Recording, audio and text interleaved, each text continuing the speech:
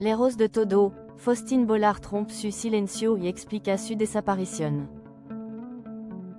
Faustine Bollard, les confidences d'une icône du petit écran pour 2026. Dans le tumulte d'une carrière menée à 100 à l'heure, Faustine Bollard a choisi le silence. Absente des radars numériques depuis plusieurs semaines, l'animatrice préférée des Français a finalement brisé la glace ce 31 décembre 2025. C'est sur Instagram. Loin du maquillage des plateaux et de la lumière des projecteurs, qu'elle a repris la parole pour offrir ses vœux, mais aussi une explication sur ce retrait salvateur. L'ascension d'une confidente nationale depuis son retour sur le service public en 2017. Faustine Bollard est devenue bien plus qu'une simple présentatrice, elle est un repère.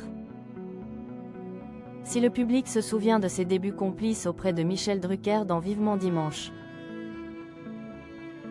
c'est chez M6 que son aura a véritablement explosé. Entre l'odeur sucrée du meilleur pâtissier et la bienveillance de ses échanges avec Cyril Lignac, elle a su imposer un style unique. Aujourd'hui, elle est le visage de l'empathie sur France 2 avec Ça commence aujourd'hui. Omniprésente, elle jongle avec brio entre l'excellence des jeunes de prodige, la nostalgie émouvante de la boîte à secrets et l'héritage des enfants de la télé, tout en occupant les ondes quotidiennes de RTL. Une boulimie de travail qui justifiait, sans doute, ce besoin viscéral de déconnecter. Un exil solaire pour se retrouver. C'est une image rare et apaisante que ses abonnés ont découverte. Une photo à la plage, en maillot de bain, loin du tumulte parisien. En vacances au soleil, Faustine Bollard a confessé avoir ressenti le besoin d'être loin de tout. Ce retrait n'était pas un désintérêt, mais une parenthèse nécessaire pour se ressourcer auprès des siens. Notamment son frère et sa belle-sœur, piliers de son équilibre. Je n'ai pas été très présente ici ces derniers temps, mais je reste en lien avec vous, toujours. A-t-elle écrit avec cette sincérité qui la caractérise. Pour elle, 2025 cesse d'achever dans la douceur de l'intimité familiale, loin des notifications incessantes. 2026, un hymne à la vie et à la sérénité.